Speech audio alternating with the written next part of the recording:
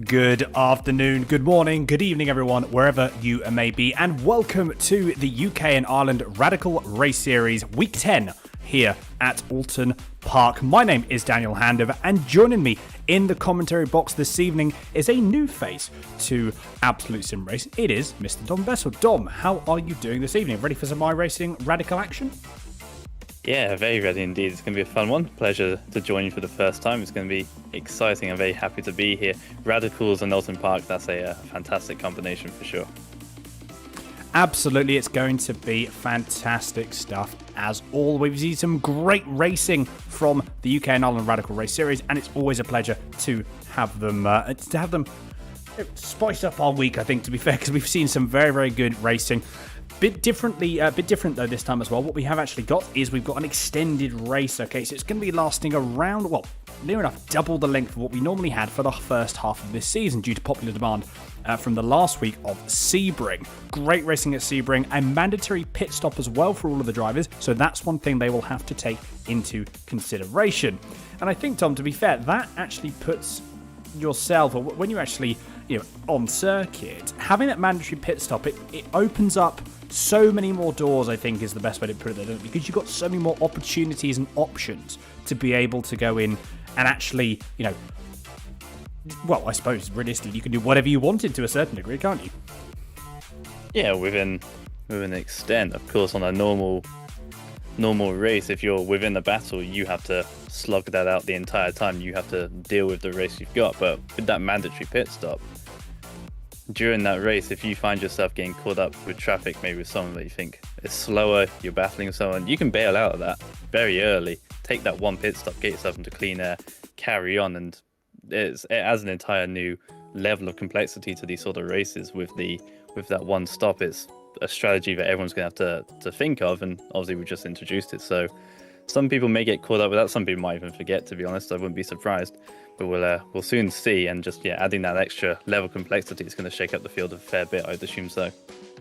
Very true. Well, hopefully drivers will not forget, because there is a fuel cap as well. I believe there's a 60% fuel cap, so they are going to have to come into the pit. So again, allows yourself that little bit of a realistically, it gives you that necessity to pit with that slightly reduced fuel limit. So that will be why. Going to be turning to qualifying in a few moments. But before we do, though, we've actually got a little bit of an announcement that we normally make, and that is what we do have, is what the UK and Ireland Radical Racing Series community members have done, is they've actually sponsored a charity as well called Live Life. So there's a link in the description below with their website URL as well. So if you do want to have a look at what they do, absolutely, I really, really do recommend going to it. There's also a donation link in there as well. So if you would like to donate something, again, follow that link and you'll be good to go. Mental health has really affected everyone in the last couple of years. And I think it's something that if any help can be provided, that's something. So please do go and check Live Life out. Absolutely fantastic charity. And all charities are amazing. Absolutely all charities are amazing. But let us now direct our attention to qualifying. Realistically, we've got a lone qualifying. Realistically, we have seen, again, people at the top. You've got Dan Webster, John Hutchinson. You've got actually Dave Kirkman. I'm just going to have a quick look now. We do need to go. Here we are. This is now into qualifying. You see Dan Webster straight away with a 123.520 straight at the top. Martin Booker's just gone in 7/10 behind. The gap on the left, though, as well, what you can see, that's the intervals as well. So we can see there, Martin Booker, Graham Brown, straight away out of the gate, only 400ths between them. Paul LeMay's just got up into P2 now, half a second away from Dan Webster. But Webster at the moment, setting the early pace, and he's got some more time in hand. John Hutchison, look in the bottom right-hand corner of your screen. Oliver Ettridge as well. Let's have a look, because he's just about to set some purple sectors. He is on fire at the moment. I don't know where that is going to put him. We're going to have to see where that puts him. I believe that was a little bit of a timing glitch. So that would be possibly why we were seeing that all of a sudden. Purple sectors being set everywhere, I think, though. And again, early stages of qualifying here, Dom. I mean, realistically, obviously, I know this is the first time in the championship for you as well.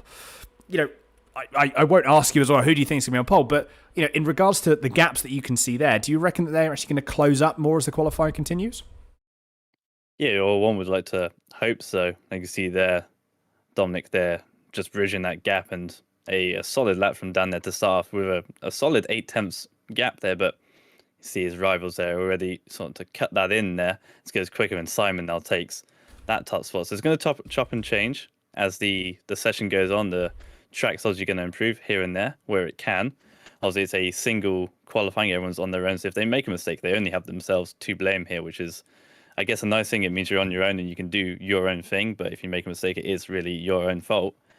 But the car's going to warm up. The tires are going to warm up. They're going to get used to the track conditions. Maybe it has changed a little bit from that practice session just beforehand. They'll reevaluate, readjust. It's only a 10-minute session here, so it is quite short. They do need to get those laps in as quick as they can, but you can see the leaderboard down your left-hand side, chopping and challenging. Hutchinson then goes to the top. So, like say, to answer your question there in the briefest way, of course that lead is going to change every 10 seconds or so. I assume as we go through this qualifying session, more people are going to be sent those more representative laps, and they'll be flicking their way to the top. Absolutely, very true indeed. But look at the gaps now. Now, this is actually a thing for people that don't quite know iRacing, and for people who don't know the SDK, sorry. So what happens is on the left-hand side, the intervals, anything in yellow is over half a second. Anything in red is less than half a second. And, well, in the top 16, it's all orange. So this goes to show, again, how close these drivers are. Jamie Bird's just gone up into P16. Ray Peasley with one of the highest gaps. Simon Edwards, though, look at that. Simon Edwards up now by 0.2 of a second on John Hutchinson. That's a very, very impressive lap, and I believe that was his lap times. That's all 3 laps of for Simon Edwards done and dusted. So he set an early pace. Got to make sure he maintains that though, because John Hutchinson is on an absolute fly. You can see there, Paul LeMay is also setting some good sectors as well. Frankie Dixon, Paul LeMay's actually just gone up to P5, only a couple of hundredths from P4. What is John Hutchinson going to do though? He is setting he's setting personal best, but he's not setting session bests, so it's going to be possibly a little bit closer. Where is it going to put him? And you know what? It's not going to improve. Actually, it does. Apologies. That was something that took a little bit of time to improve. John Hutchinson goes up into the lead by 7/700ths of a second. So very, very close indeed. Frankie Dixon's just been pushed down the order a little bit by Daryl Taylor, who's just finished another one of his laps. There is Daryl Taylor going into Cascades, and I believe that is actually his 3 laps done and dusted. But Frankie Dixon, what he's got, realistically, Tom, he's only got, I mean, that's what, 16,000th of a second. That's a fraction earlier on throttle in one corner, and then he's back up into 10th. So close. Yeah, it's mega close, and the entire field separated by just over 2.5 seconds. Have 20 people within that margin around a track like this is incredible. And like I say, those top positions are so fine. You find a 10th here or there, and that's going to bump you up 2 or 3 places. That's all it really takes, and obviously with only 3 laps, it's you've got to make every single one count. So that I wouldn't be surprised if there's a few people out there that might be a little bit misplaced or annoyed with their qualifying efforts if they get that single 1x, that one off track, and that's that 1 lap gone. Big slide through 1 there. Well, Frankie Dixon, though, he goes. It looks like he's got another lap to go yet, but Frankie Dixon goes up into P7, only 100th away from Dave Kirkman. This is just getting closer and closer and closer. Oh my goodness. Oliver Ettridge as well, newcomer, I believe, to the series with a very Lando Norris. I think that's actually a Lando Norris helmet there. He's now in P10, only a couple of tenths away from Graham Brown. So again, just looking at these gaps, there is nothing to call it. Martina Ward's only at less than 100th of a second away from Ray Peasley, and by the looks of it, she's also on another lap. So again, it only takes that one little bit more of possible pace, and then all of a sudden, it just, it's absolutely fantastic.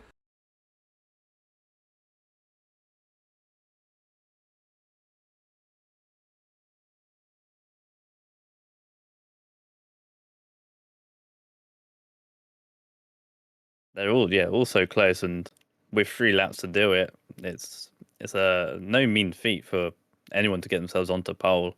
It really puts you under a lot of pressure there to just have a constraint like that. But yeah, even here, Martina was improving, unfortunately not at the moment, but these last 2 laps come in. Hopefully they can get themselves just to the back of the field. But for especially that midfield, it's I don't think I'd really want to be in that as a racer, because everyone is so closely matched there. It's going to be one tough fight to be in. I think it's a good point. It's a good point you make. I do apologise. Actually, we've just been having a look, and we do have. I do apologise for the little video issues, but also as well the audio issues. We will get those resolved as quickly as possible for you. So bear with us a few moments, and then we should be away. So let us just have a look at Richard Brown. What is Richard Brown doing at the moment? So currently in P15, so a respectable grid for him. This will be the last lap for around. So again, just needs to make sure, keep it calm, keep it composed, keep it nice and controlled. It's all about the control through here. And actually, do you know what? I think that's it. Done and dusted for, that's the qualifying done and dusted. It does all of a sudden end quite abruptly in some circumstances, which is a little bit frustrating, I can imagine, for some people. But we've got the grid coming up in a few moments. And what we'll do, I think, Dom, if you want to, let you run through the grid for your very first time here in the UK and Ireland Radical Race Series. The pleasure. Thank you. And yeah, there we go. As the grid then comes up, first place goes to John Hutchinson, the Scotsman, number 18 on a 22.7, narrowly beaten out Edwards, then the UK and Ireland flag, the 52. Those two extremely close. They have a little breakaway. There are 3 attempts between Dan Webster and another 3 attempts for Martin Brooker there, P3 and P4 respectively. P5, Paul Lee May then just coming off the edge there, with Dave Kirkman following closely behind. This is where it gets exciting though, this midfield from Frankie Dixon from P7, Dominic Webb there in P8, with Graham Brown P9 and Oliver Ettridge in P10. Those guys are going to be closely matched the entire time, along with Paul Clark and Jamie Thomas, the top 12 there. They are super close there. And that's going to be interesting, especially as they get themselves off the line there, trying to dump that clutch. Who gets to run into turn 1 and turn 2? We'll soon find out. Daryl Taylor, in P13 there, just 1.3 seconds off the leader, with Christopher Kane then in P14. All these gaps here are stupidly close, to be honest. So we're going to have a really good race here. P15, P16, Richard Brown and Jamie Birds then, as we'll skip away because the lights are about to go out. They are indeed. Yes, apologies to cut across you there. But here we go. Lights are on and lights are off straight away. John Hutchinson gets a very, very good run going through into turn 1. Having a look, Simon Edwards, Dan Webster goes through. All hunky-dory at the moment for those drivers. But let's not forget, it could all change. Jamie Birds actually just had a little bit of a moment there. Lost a couple of positions. That's not good. Further up the field, though, Oliver Ettridge is getting right stuck in and having a good old battle. Has lost out to Paul Clark, unfortunately, though. John Hutchinson has just pulled a 4/10 gap already away from Dan Webster in P2. Concertinaing up now, down into the hairpin for the first time as they go through. Little bit of possible lunges from a few people now and again that we can see. Manages to all continue, though, by the looks. Everyone manages to get through. And Oliver Ettridge, I said, still maintaining a P10 at this moment in time. But what's Graham Brown going to do? Graham Brown and Frankie Dixon are going to go side by side going down into the chicane for the first time. And Frankie Dixon capitalises on the opportunity and goes, thank you very much, Graham. And around and away he goes up into P7. So he did qualify in P7 as well, remember. So he did lose a position out. He's now gained that back. So capitalising on the pace that we know he has very, very well. It's all very close. Oh, what's happened here? Oliver Ettridge has actually had a bit of an off. We're going to see a replay of that if we can. But first lap already done and dusted. And I tell you what, the battling is just going to be constant for the next 18 laps. It is just going to be non-stop. And I don't think, Dom, that is going to be a bad thing for us because we're going to have a lot to commentate on over these next 17 laps. Yeah, it's always a nice problem to have when you have a lot to commentate on. That first lap, relatively clean, apart from turn 1. Martin Brooker, I think, had a spin on his own there from P4, unfortunately, and obviously that little incident we had in the background, but everyone getting away pretty nicely. What I do like here is we do have that replay then, and it's just a spin on their own, so just a wheel on the grass on the left-hand side, no grip out there, and nothing you can do there. As soon as that wheel gets on the grass, it's basically done and dusted. You don't really get much of a say in that, and thankfully they kept out the barrier, so that could have been a lot worse. Then what I do like about this track is that we don't have the first chicane you see on your right hand side there. Normally in a GT racing, and the normal selection is to use that first chicane, but without it immediately barrel down to the second chicane immensely quicker than you do in any other series. Then it makes it a lot trickier because you have to get it slowed down. There's a reason why we have that first chicane in real life racing, is to make sure you're not going to the second chicane all too fast. But obviously we can do this with sim racing, and you will barrel down into that second chicane way quicker than you can, and way quicker than you should if we have a car off here. Mark Langford, hopefully, we'll see a replay of that, hopefully, and we'll see if that was self-inflicted or not. But go into that second chicane, mega slipstream down there, and let's see if it's self-inflicted. Actually, there's a lot going on here, actually, with the number 5 getting biffed off there as well. But do you know what? I'm just intrigued to see what actually happened. Let's see if we can actually grab this replay here. Was it just again just lost on his own accord? Yeah, Jamie Thomas had his own spin as well. 3 cars going into one space. Unfortunately, doesn't quite work, and the number 3 just pushed off that little bit. Bit of a shame that was Richard Brown. Graham Brown has actually just had a crash. We're going to see this replay. He's had a bit of an instance, so I wonder what's happened here. Could it be tagging the grass as well? It might very well be. Is it going to be? No, just drives it in a little bit too hot. It's very, very easy to do there. Luckily, doesn't catch anyone.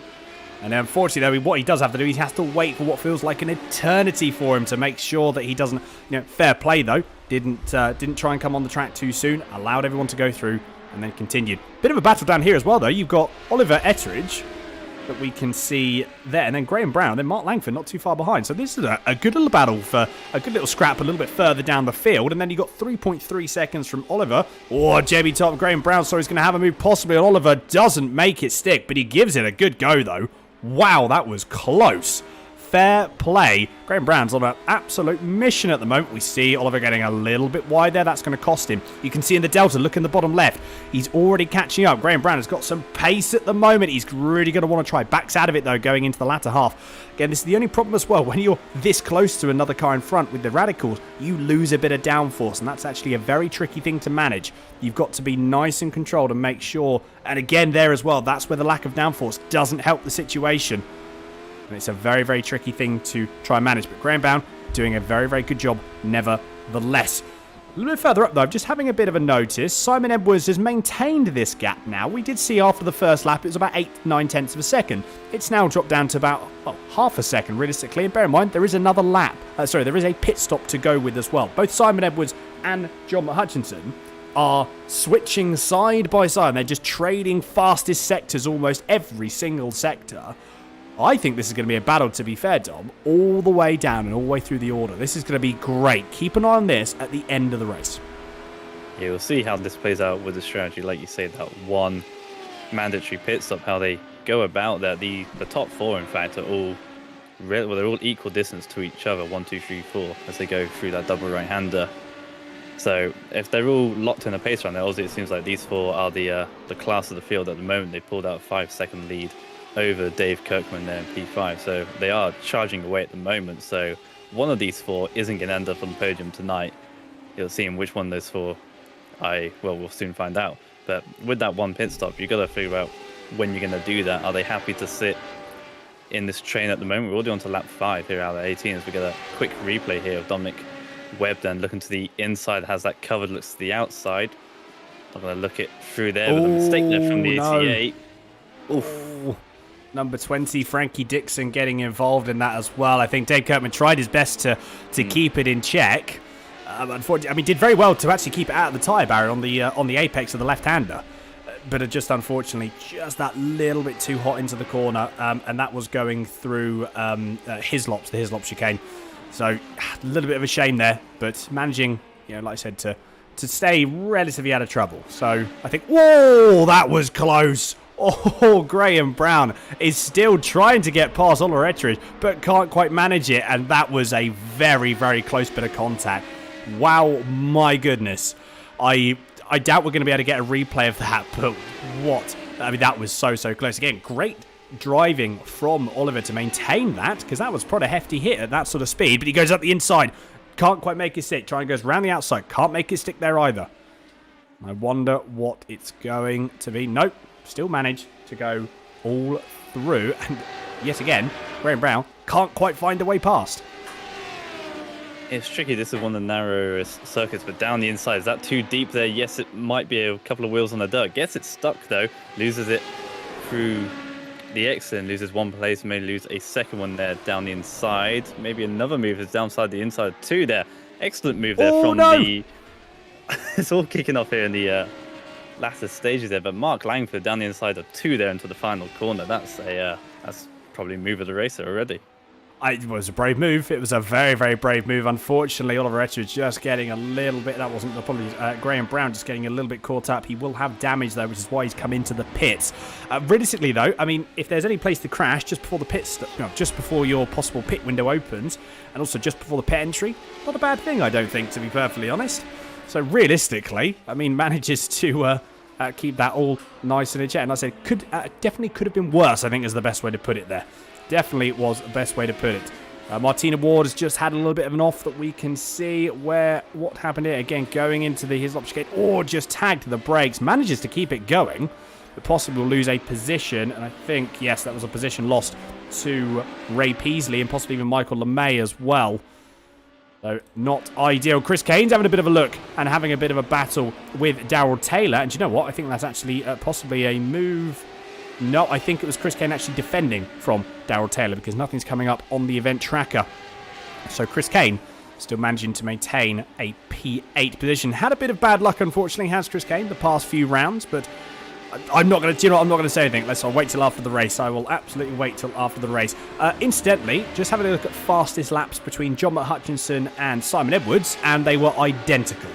Absolutely identical. And in fact, there you go. There is your proof. 3 thousandths in it. Simon Edwards was marginally quicker, which I'm sure he'll be taking. But ultimately, nothing in it between those two drivers. Hence why the gap is stabilised.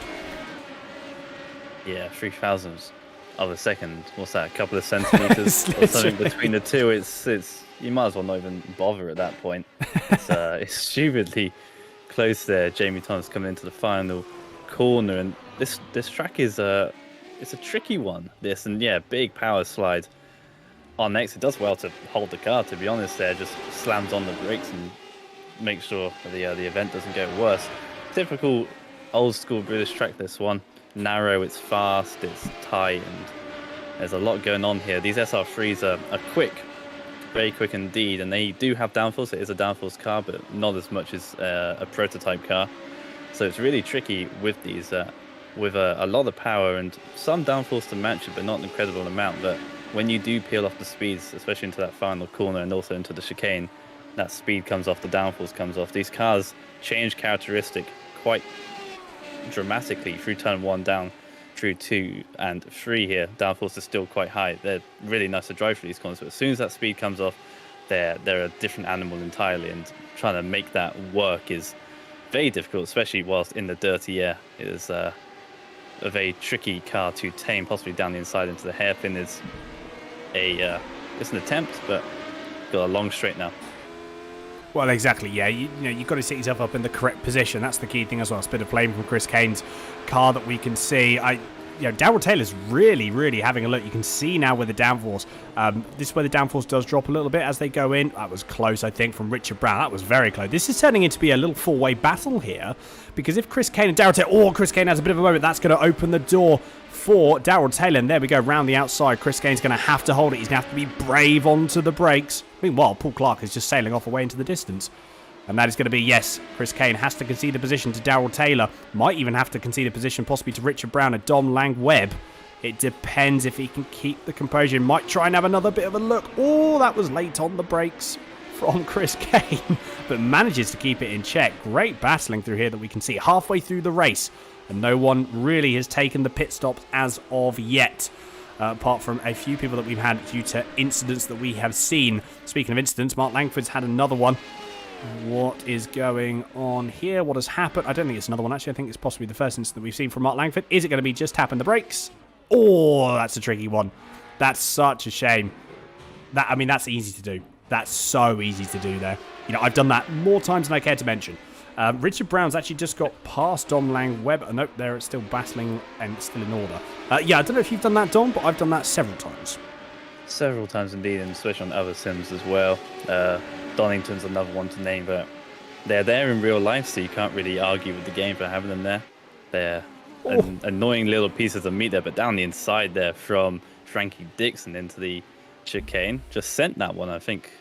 Dave Kirkman sort of napping there, not expecting that one at all. I think Dave Kirkman has a little bit of damage, but Frankie Dix at the moment is on an absolute charge. We have seen it down on the left. Something has happened between Chris Kane, Richard Brown and Daryl Taylor. I wonder what has happened here. It seemed that Chris Kane actually had a bit of a moment. Let's have a quick look as to what happened. Is it a bit too late on the brakes? Oh no, unfortunately Chris Kane just a fraction too late on the brakes. And that caused everyone else to get involved through there. Such a tricky complex to navigate through. And again, carrying a bit of overspeed. That's probably what caused the initial thing. You can see there just carried a bit too much speed. Richard Brown, I mean, spins on his own accord. I think really that was the best thing he could have done, to be perfectly honest. Such a shame. Such a shame. Daryl Taylor's had a bit of a moment yet again, but I think he's back on the track now and going forward. But yeah, I mean, Daryl Taylor's actually the person that I think got away with that the most in there, because we see, unfortunately, Richard Brown and also Chris Kane have both dropped down into P15 and P16 respectively. Daryl Taylor is still cracking on in P8. So I think he was the best of a bad situation now. I don't really think he's all going to mind all that much, but Chris Kane, again, just very, very unfortunate through there. Martin Booker's going to have a look. I think that was Ray Peasley. Had a very, very bad exit coming through out of the bottom chicane. Down the long straight, which feels like it's going to take an eternity to get down, especially for the likes of Ray Peasley. Are we going to see a possible move back? No, we're not. So Martin Booker secures that move. And again, look at the train that we can see from everyone there. You got 1, 2, 3, 4, 5, 7 cars almost. And Chris Kane is tailing that end of that 7-car train. Realistically, again, if Ray Peasley can catch up, or even if Michael LeMay can have a bit of a catch up to Ray Peasley, I mean, if these guys keep battling, that's just going to get everyone so much closer together. This is the battle to watch out for. We have noticed, though, that Simon Edwards is only, he's now 0.6 of a second away from John Hutchinson. Again, no pit stops yet. So that is going to shake the order up absolutely 100%. Just is a matter of time, I think, is the better way to put it. Oh, who's that? Oof, Jamie Bird. So, yeah, I think self-inflicted as well there. Trying to launch it through turn 1. It's a high downforce corner. It's mainly a commitment corner. It's all about bravery through there. Trying to get that right turn-in point and use as much speed as you can. But you run a wheel on the grass. We've seen it a couple of times already this race. A wheel on the grass and it's game over almost there. It is down Dom. the inside. Could very well be. Yes, Dom Langweb just goes down the inside of Martina Ward. But Martina, if she can get back in the slipstream, bear in mind that Dom Langweb's got damage. So Martina Ward may be able to come back. And there you go. There's straight away the slipstream working in favour of Martina Ward at the moment. Can't quite see it. That's very late on the brake. Oh, is it going to be a spin? Oh, no. Manages to keep. Who was that? Someone got caught up in it as well. Was it Richard Brown again? Yep. Oh, no. Richard Brown again getting caught up. Such a shame. So Richard Brown, that's the second time. 2 out of 2. Almost in the space of about 3 or 4 laps between two incidents the same. Martina Ward just again carrying a bit more overspeed going through down into the, down into the chicane, and it just unfortunately didn't work. So big shame there, unfortunately, but manages to maintain. Well, hopefully, I think to be fair, recently only dropped a few positions. Was in P11 down into P14. So again, it's not over yet. There's still 6 laps to go. Bear in mind with 1 pit stop.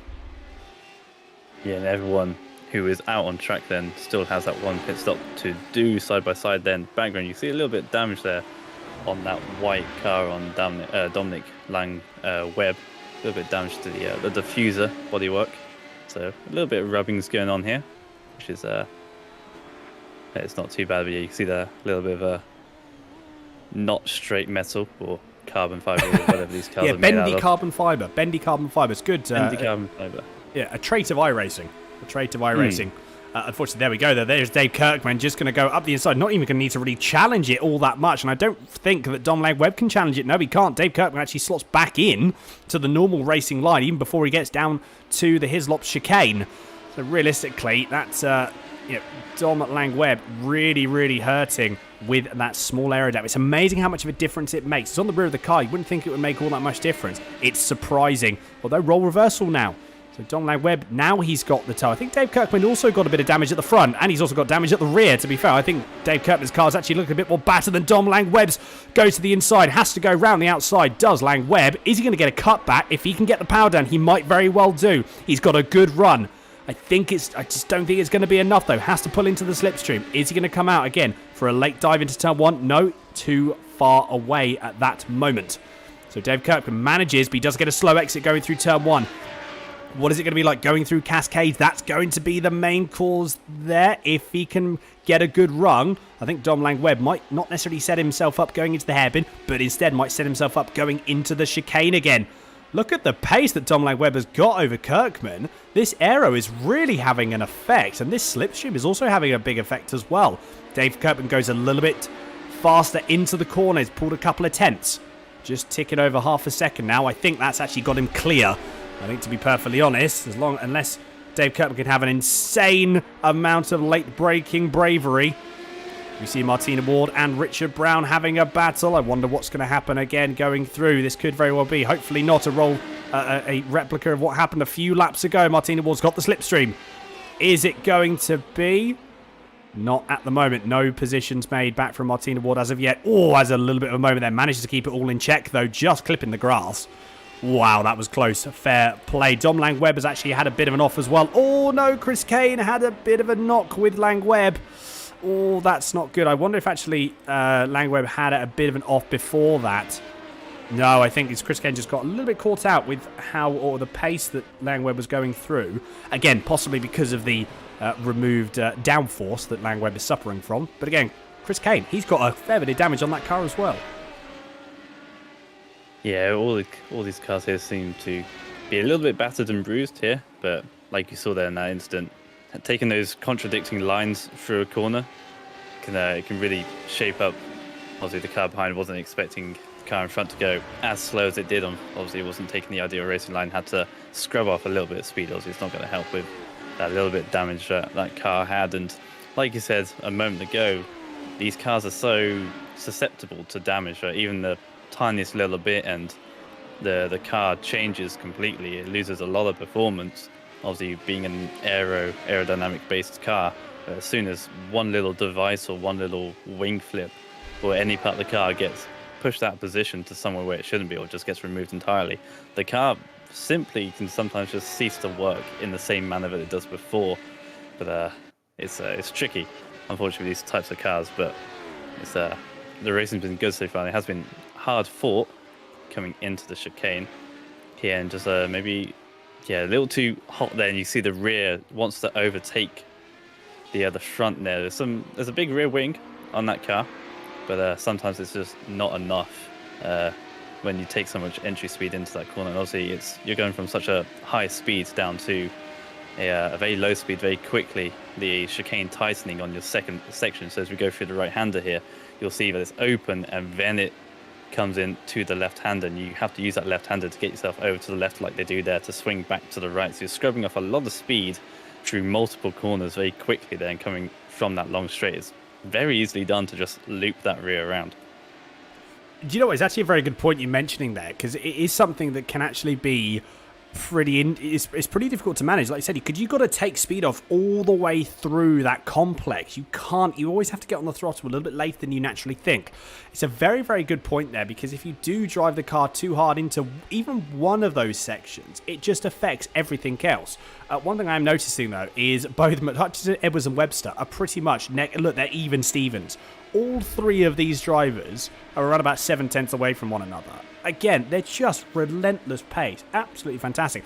2 laps to go, bear in mind. And one of the battles that we now have on circuit as well is Jamie Bird, along with Martina Ward. Martina Ward did have a little bit of an off a lap or so ago. I wonder if this is going to be... Martina Ward's going to have to take the defensive line because Jamie Ward's going to have a run. There it is, Martina Ward. Oh, just tapping the grass. Manages to keep it all in check. But at last, late in the lunge for Jamie Bird up the inside. Wow, that was close. That was very, very close indeed. Manages to keep it. That was going through Druids. That's a brave, brave move at the best of times, let alone when you're carrying a fair chunk of speed in these cars, because these are not slow cars by any stretch of the imagination. But Jamie Bird getting a great, great run going up the hill through Tower and manages to make the move stick going through into Druids. Great stuff indeed. It's plateaued a little bit now, actually, to be fair. And I'm just having a look as well. And I think, correct me if I'm wrong, I mean, there's 2 laps to go and no one's made a pit stop as of yet. So I'm hoping I've not got my information mixed up, but I don't believe... I would imagine there would still be a pit stop. I'm just trying to think, unless it is going to happen on the very, very last lap. or it's something that I could be getting my information wrong. And if that is the case, I do apologise. John Hutchison has actually just gone on to the second to last lap. So again, it would lead me to believe that there is no pit stop for this particular race. While it is a little bit longer, there is no pit stop. So again, going to have to see how this all pans out. But at the moment, I mean, Hutchinson, a flawless race, managing to get... I mean, I wouldn't say he's got... Well, the fastest lap has actually gone to Simon Edwards by about 0.003 of a second. So he hasn't got the clean sweep as of yet, unless this last lap's going to be an absolute blinder. But I think realistically, Mitch Hutchinson, I mean, just a flawless race. Absolutely flawless. Yeah, you might want to check that out once more with Dan Webster. I think he's now got the fastest lap, a 22.99. So he's beat them both up by 500 of a second. That shows how quickly, or how closely, all three of them are. See, Webster's a lot closer to Edwards than Edwards is to Mitch Hutchinson. So that's going to give John here a little bit of breathing room. He's going to be happy with that one. Here you can see those times there. Those top three all within the same 10th.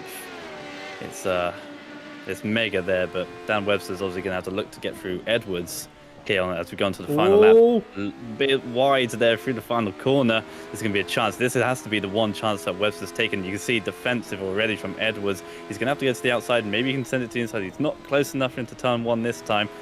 No, again, wide. It's tricky there. Obviously, Webster can't go through the car ahead of him. He's got to go around it somehow, but it's easier said than done. You see how hard Edwards is pushing. Just from those two little mistakes there, the gap's already to 1.5 seconds there between first and second. So now it is a battle for second and third here. John Mitch Hutchinson's got this win in the bag then, providing no mistake. Looking to the inside, forces the issue, sends it down the inside. Edwards making a small mistake with a lockup down on the inside right there. Makes his way through. I mean, fair play to Dan Webster. Sent it. I mean, realistically, there was never going to be a move there. As you say, forced the issue.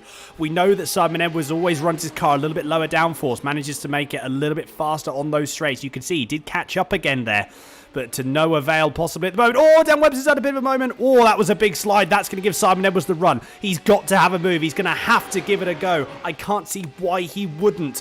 Is it going to be a last-minute lunge? We know Dan Webster's got the pace on the downforce. He's runs a little bit more, but another big moment for Dan Webster. That's going to open the door easily for Simon Edwards. Dan Webster's going to have to either pull it around the outside or get the cutback. Oh, they touch going into the last corner. Dan Webster's going to go around the outside. He can't quite do it.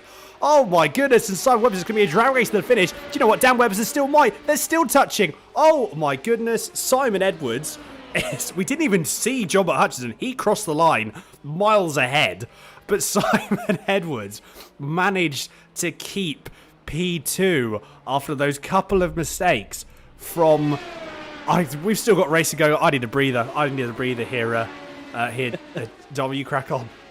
Yeah, wow. 9 thousandths of a second between those two. In second and third, Christopher Kane trying to make his way to ninth into single digits. Maybe looking for the overlap here. Isn't going to be able to get it. No.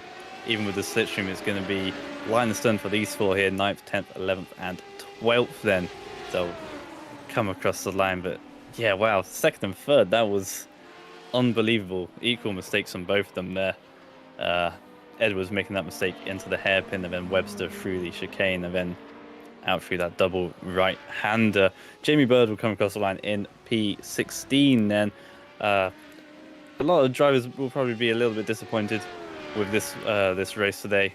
There was a lot going on throughout that 18-lap sprint, or even if it was a little bit longer, it still happened very quickly there. It does go through. We all need a bit of a breather. They do tick by quickly. It's amazing. I mean, that is a full-on race. I do apologize. I think I was getting my information confused a little bit. There was no pit stop in that one. I mean, wow. It's just... That was absolutely fantastic to watch. That really, really was. I mean, realistically as well, I've never seen... I'm genuinely lost for words. Genuinely lost for words. That is absolutely madness. That was a fantastic...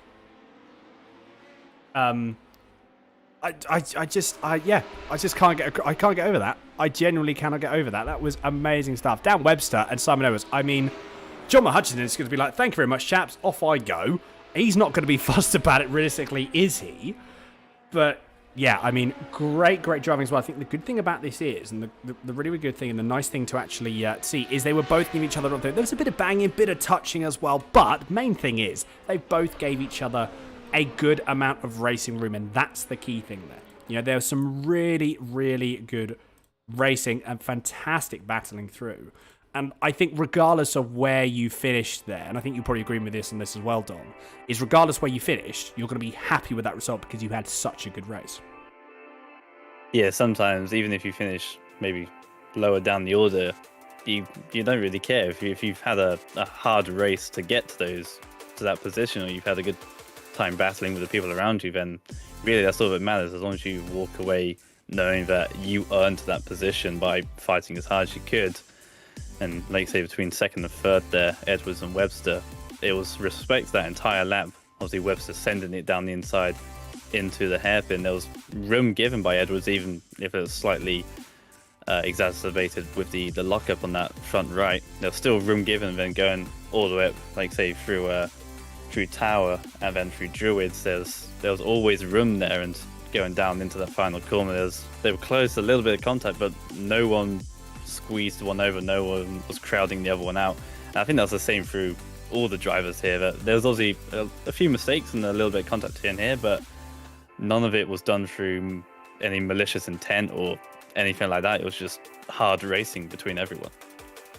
It was indeed.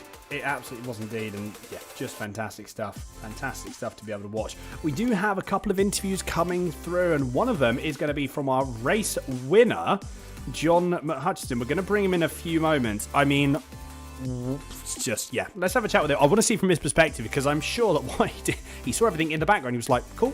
And he just goes off into the distance. But let's have a word from John Hutchison. John, can you hear us? Yes, Daniel. How are you doing? I'm very good, thank you. Good to catch up with you again. How was? I'm gonna say it straight out the bat. I mean, flawless race, start to finish. That was, I think, the only thing you didn't get, and I apologize to say this, you didn't get the fastest lap, because that was nipped in the bud by Dan Webster by about half a tenth. But he was getting my toe. That's what it was, absolutely. But this is the thing as well. I mean, so close between you three. Up until the last lap, or the last couple of laps, all three of you were around about 7 tenths apart from each other for the entirety of the race. I mean, I can't imagine that was an easy win for you. No, it wasn't. No, it was concentration the full time. I think that's the first race I haven't made any mistakes, so go me. I mean, fantastic. It's improvement, progress.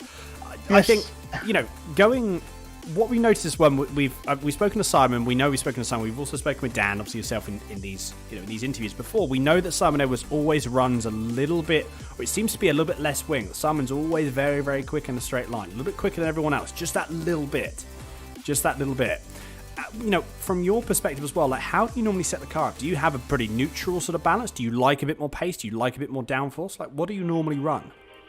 Yeah, tonight it was pretty neutral tonight, actually. The balance, it was pretty good. It wasn't too oversteer or understeer. It was, it was nice. I did make a little diff change just before qualifying, and that seemed to find 2 tenths, got me a bit more rotation in the turn-in. But I had 0 dive planes, and I think I had one click of wing on the rear. I think I had.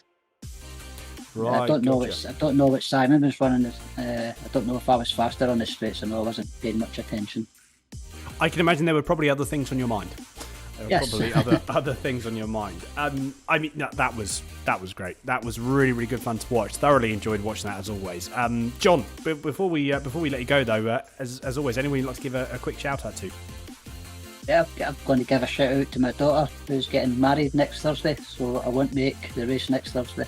So I'm looking forward to that. Do you know what? I fully understand. As much as we will miss you on the grid, priorities do take place. So congratulations to your daughter as well. That's absolutely fantastic stuff. Well, John, pleasure as always. Obviously, we won't catch up with you next week, but we look forward to catching up with you in a couple of weeks' time for the final race. No problem. Thanks, Dan. Just take care. And you, John. Cheers. And there we go. John Hutchinson, the race winner. And we're going to bring in, Tom, I don't mind if you want to have a chat with our third place man. And our third place man is now in the commentary booth, Mr. Dan Webster. So, Dom, by all means. Yeah, wow, that was some end to the race. Obviously, the entire time through, there were 4 of you, and then the 4th person dropped away, and it became a 3-way fight until the very end. Did you think you could win that at any point, or was it really just about getting past the car ahead and then trying to work on it? Obviously, you saw you force that issue down at the hairpin. Was it? How do you go about that, knowing that there are 2 cars ahead of you, and as soon as you overtake one, you then are in a sandwich, and then have to think about attacking and defending at the same time? To be honest, I'm amazed I did as well as I did in that race. In practice, I struggled quite a lot. I think I was 5th or 6th quickest in practice. So I'm super happy to even get 3rd.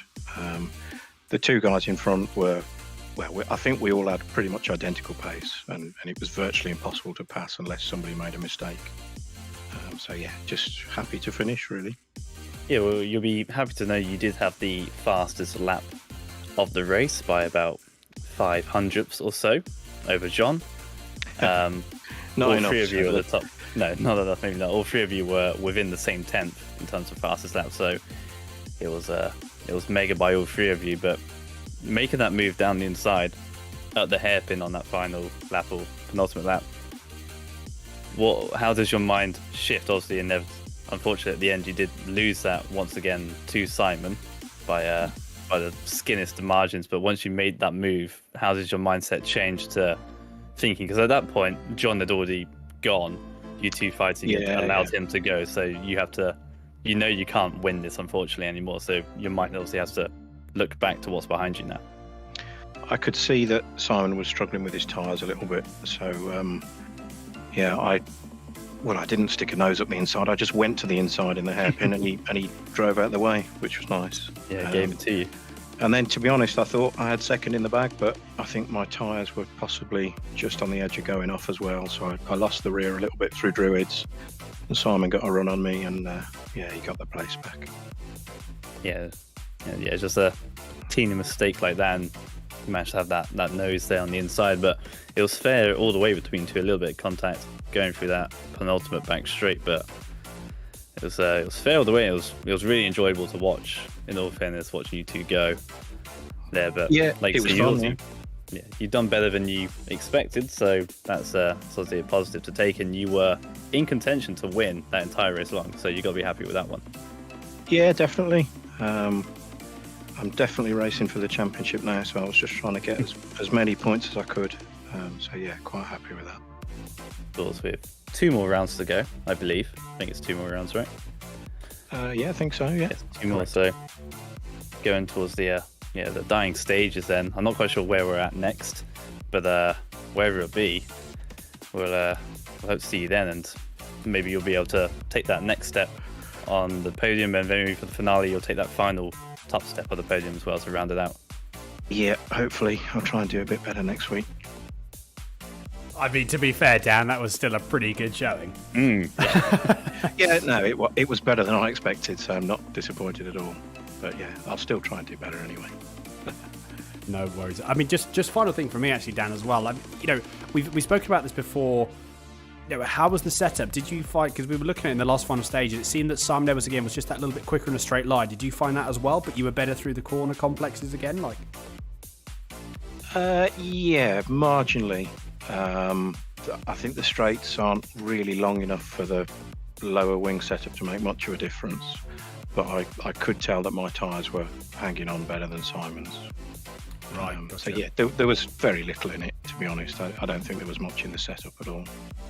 No, absolutely. Fair enough. Well, Dan, before we let you go, anyone you'd like to give a quick shout out to? Just the rest of the guys in the league, as always. They make it what it is.